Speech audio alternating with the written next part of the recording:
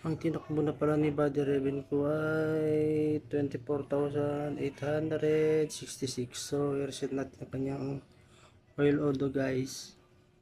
Tick natin tong menu button dito. Punta tayo sa oil.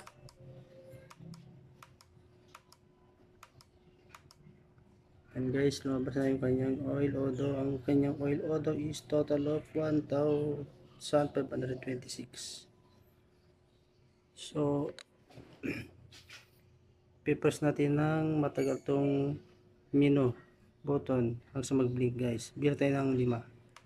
1, 2, 3, 4, 5, and then bilang ko din ng 5. Pipress mo kanyang button.